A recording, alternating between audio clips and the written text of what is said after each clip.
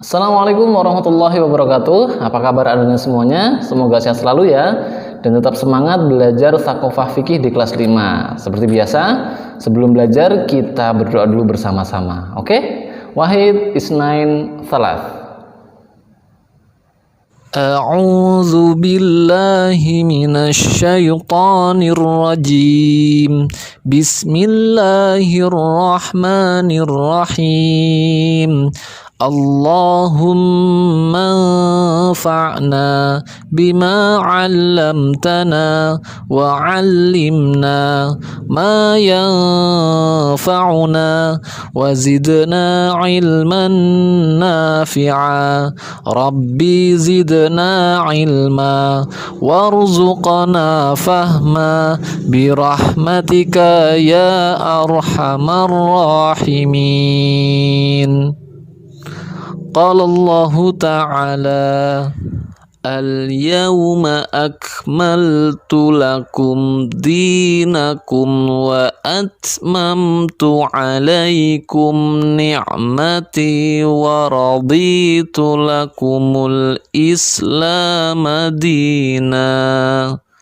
Artinya, pada hari ini telah aku sempurnakan untukmu agamamu dan telah aku cukupkan nikmatku untukmu dan telah aku ridhai Islam sebagai agama bagimu.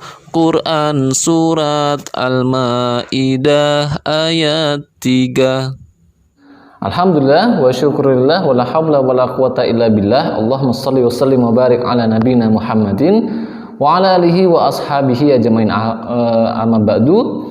Alhamdulillah, hari ini kita akan belajar Thaqofah Fikih kembali yaitu kita akan belajar tentang hukum khamr dan bahayanya.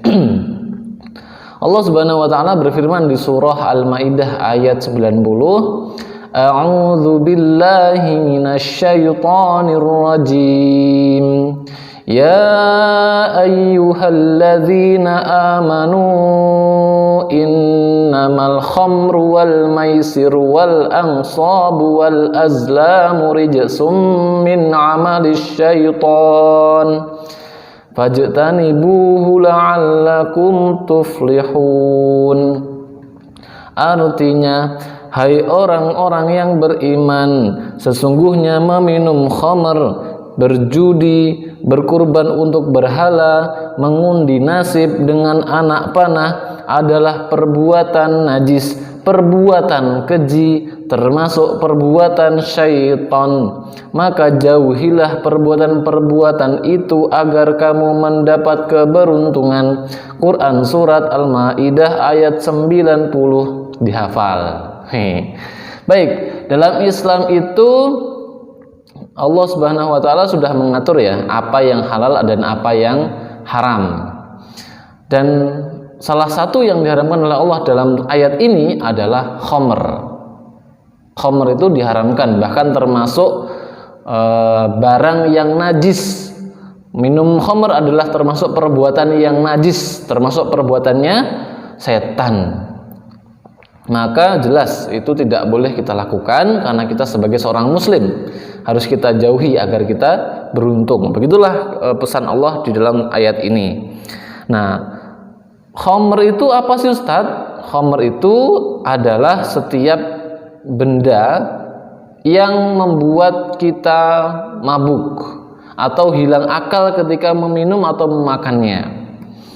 Jadi hilang akal maksudnya, hilang akal. Mabuk itu maksudnya hilang akal, jadi akalnya tidak berfungsi. Jadi bukan mabuk gara-gara naik mobil mabuk kemudian muntah-muntah, itu bukan mabuk yang itu maksudnya. Maksudnya adalah mabuk yang menghilangkan akal sehingga tidak bisa lagi membedakan mana yang baik dan mana yang buruk. Itu yang dimaksud dengan hilang akal. Khamr itu kata Rasulullah adalah kullu muskirin khamrun wa kullu hamrun haramun. Kullu muskirin khamrun wa kullu khamrun haramun. Setiap yang memabukkan adalah khamr dan setiap khamr adalah haram. Hadis riwayat Muslim.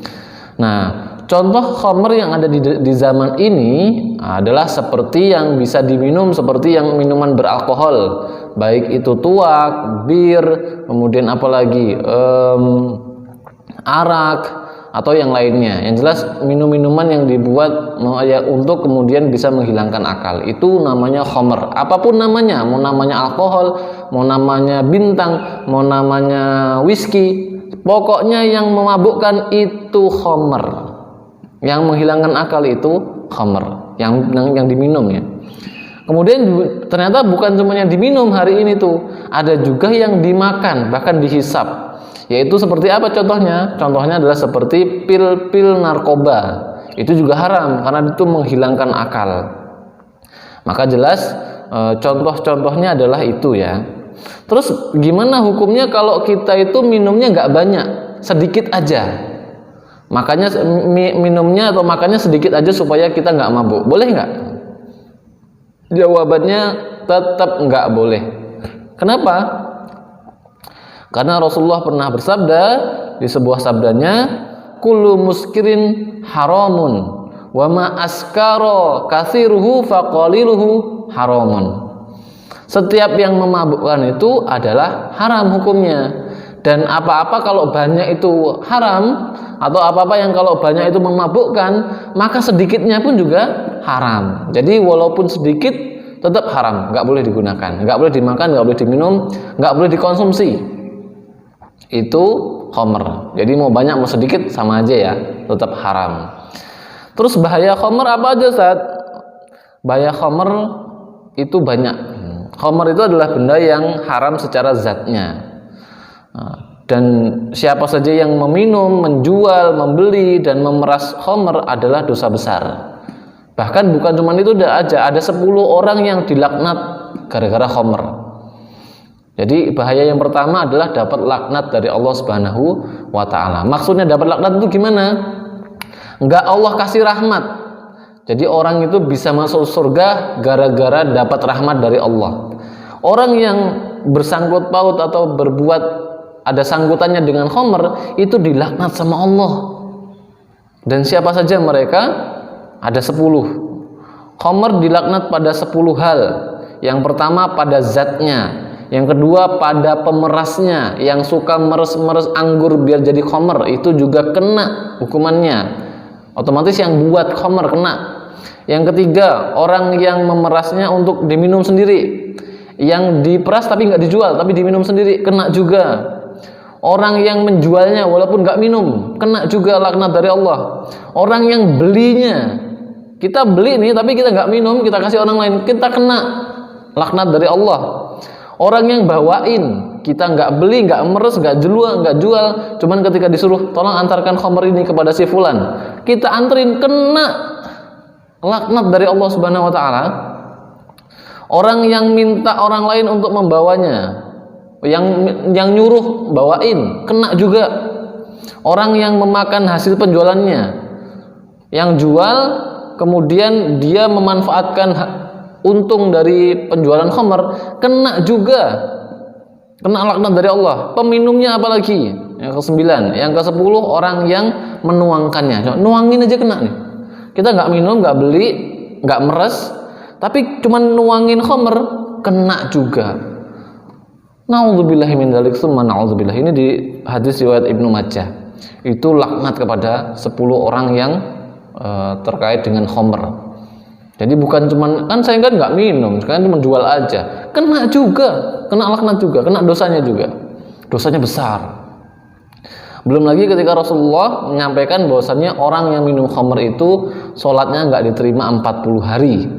Dan kalau mati dalam keadaan mabuk, maka dia mati jahiliyah. Nah, itu yang kedua. Udah nggak diterima sholatnya selama 40 hari kalau dia mabuk, kalau minum khamr, kalau mati dalam keadaan jahiliyah.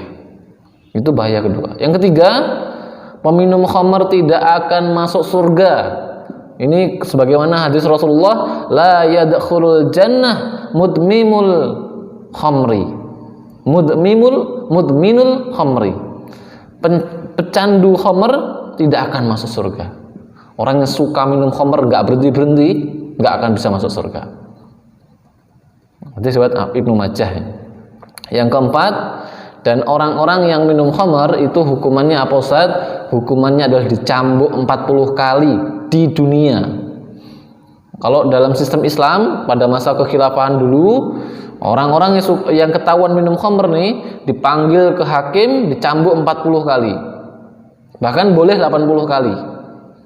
Dalam sebuah riwayat dikatakan bahwasannya Ali mencambuk Al-Walid bin Uqbah karena meminum khamr dengan 40 kali cambukan. Lalu Ali berkata, Nabi SAW telah mencambuk dengan 40 kali cambukan, Abu Bakar 40 kali cambukan, dan Umar 80 kali cambukan. Semuanya merupakan sunnah, contoh dari Rasul. Dan yang ini 40 kali cambukan lebih aku sukai, kata si Ali bin Abi Thalib. Maka hukuman bagi orang yang minum khamr itu berat.